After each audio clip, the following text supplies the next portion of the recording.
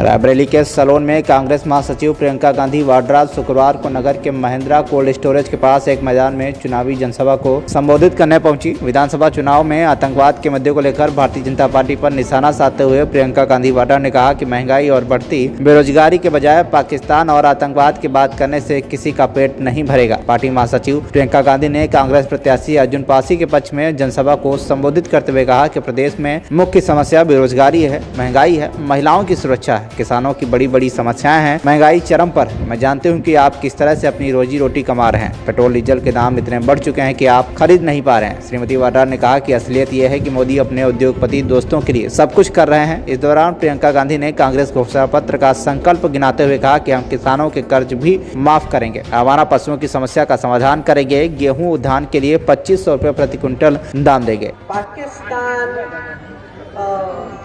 अजीब सी बातें करते हैं, आपके सामने आकर विकास की बातें करते नहीं हैं, आपको बताते नहीं है कि आपके लिए क्या कर रहे हैं, कितने रोजगार बनाए, कितनी नई संस्थाएं खोली, शिक्षा के कितने संस्था खोले, सेहत के लिए क्या सुविधाएं बनाएंगे, आपको नहीं बताते। वो तो धर्म की बात करते हैं, यहाँ आकर जाति की बात करते हैं। तो आपने कभी सोचा है कि क्यों करते हैं? क्यों करते हैं? दो वजह है। सबसे पहली वजह यह है कि जब काम नहीं किया है तो और क्या बात करोगे? क्या है कहने का? कुछ बनाया नहीं, जो बनाया था वो बेच डाला, रोजगार नहीं पैदा किए, किसानों का जीवन सरल नहीं बनाया, आसान नहीं बनाया, किसान परिस्थितियों से जूझ रहा है, मुश्किलों से, महिलाओं को सशक्त नहीं किया, तो कहोगे क्या? सबसे पहली वजह तो ये है। दूसरी वजह यह है कि आपने आदत डलवा दी है कि धर्म की बात करके, जाति की बात करके आपका वोट मिल जाएगा। उनका बोझ कौन उठाता है? सबसे ज्यादा बोझ बहनों पे पड़ता है।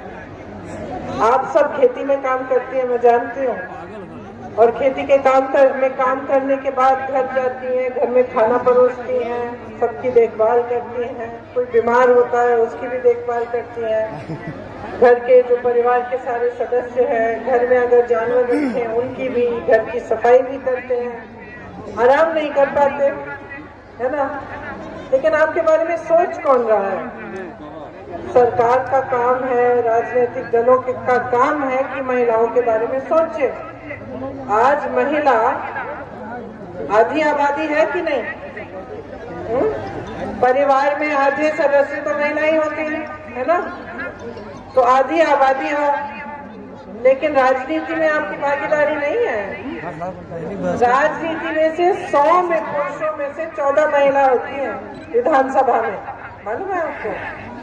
तो आपकी भागीदारी नहीं होती, आपकी समस्याओं के बारे में कोई नहीं सोच रहा है, आपको कैसे सशक्त करना है, अपने पैरों पे खड़ा करना है, कोई नहीं सोचता, है ना? तो आजकल चाहे महिलाएं हों, चाहे यहाँ मेरे नौजवान साथी कितने हो, हाथ उठाओ। तो ये आपका नौजवान नहीं है, आपके तो सफेद बाल है, सफेद दाढ़ी हो गई। चलो चलेगा। आप में से किसी को रोजगार मिला है 5 सालों में? नहीं मिला। अब आपकी कितनी समस्याएं हैं? खाली खाली रोजगार पड़े हुए हैं, 12 लाख सरकारी रोजगार खाली है, मालूम है? आपको देने का काम नहीं किया।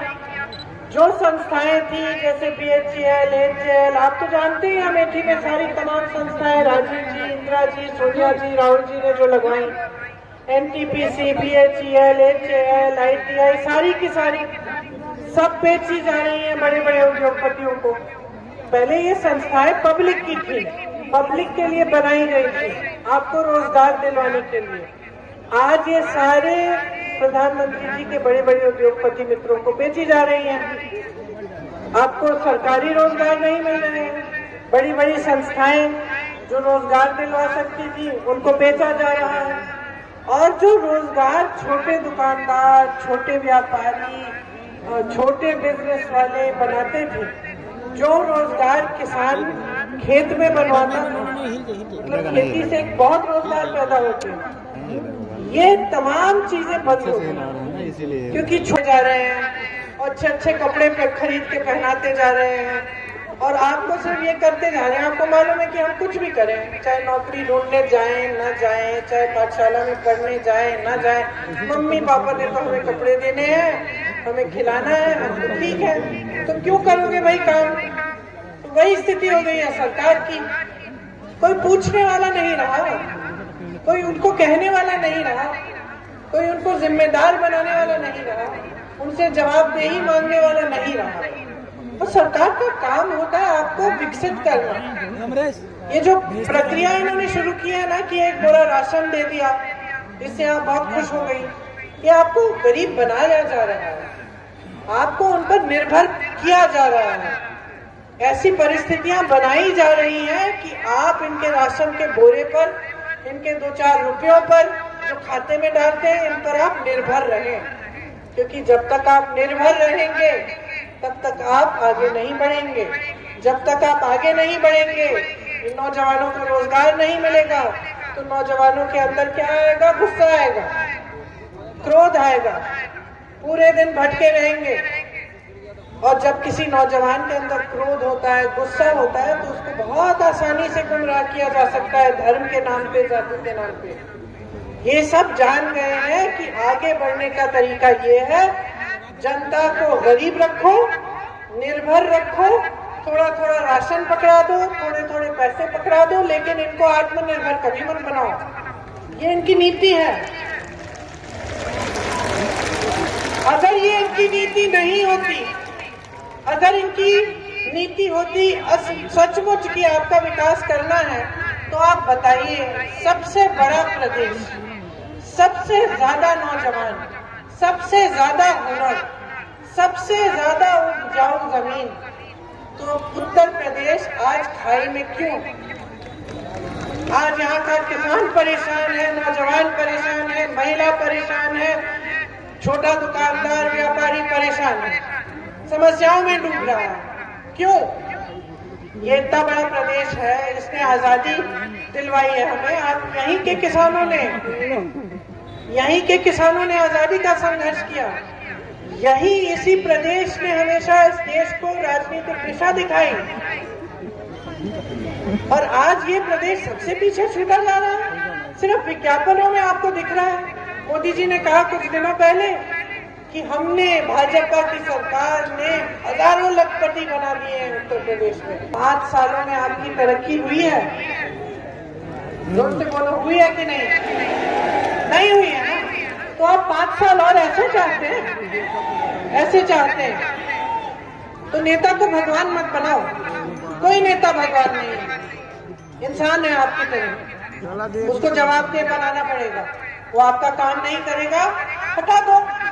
यही तो होता है लोकतंत्र में। राजनीति का मकसद यही तो है, विकास कराना।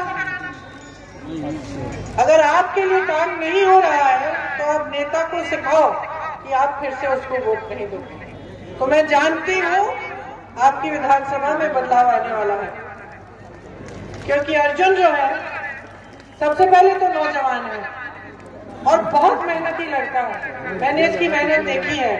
3 सालों से मैं उत्तर प्रदेश में हूँ। जब कोई परेशानी आती है सलोन में, सबसे पहला फोन अर्जुन से आता है। सबसे पहला फोन कि दीदी ऐसा ऐसा हो गया, कि देखिए ऐसा ऐसा हो गया, और यहाँ मदद भेजनी है, मैं जा रहा हूँ। यही होता है नेता। और कई नेता चूक रहा होता है ना, काम नहीं करता आपके लिए, तो उसको सबक सिखाना आपका काम है। अब अर्जुन ऐसा नेता है जो दिन रात आपके लिए समर्पित रहता है, दिन रात। इसे काम करने का मौका दीजिए। 5 साल इनको देके दीजिए ना। जितनी भी विधायक निधि आती है, सब आपके लिए समर्पित होगी। आपके लिए जितने भी काम कर सकता है करेगा। और अगर आपने उत्तर प्रदेश में कांग्रेस की सरकार लाई, अगर आप लाए, तो आप देखेंगे कि जब सरकार की नीयत साफ होती है, जब सरकार सचमुच जनता के लिए समर्पित होती है, जब सरकार धर्म और जाति का इस्तेमाल अपनी राजनीति, अपनी सत्ता के लिए नहीं करती, तो कितना विकास आ सकता है प्रदेश में। तो हम चाहते हैं ये दिखाना आपको। हम चाहते हैं कि आप एक ऐसा मौका दो कि आपके प्रदेश को इस देश का सबसे मजबूत प्रदेश बनाया जाए, कि आपके बच्चों को दिल्ली, मुंबई, सूरत न जाना पड़े तब नौकरी ढूंढने के लिए, यहीं का यहीं उन्हें रोजगार मिले और वो विकसित हो। तो ये सब बातें करनी थी आपसे। बहुत बहुत धन्यवाद कि आपने बड़े ध्यान से सुनी। जिस दिन पोलिंग है उस दिन आप ये बातों को याद रखना और अपने लिए, अपने भविष्य को मजबूत बनाने के लिए सही वोट डालना। यही उम्मीद है आपसे। बहुत बहुत धन्यवाद। जय हिंद। अर्जुन को जरूर जिताना।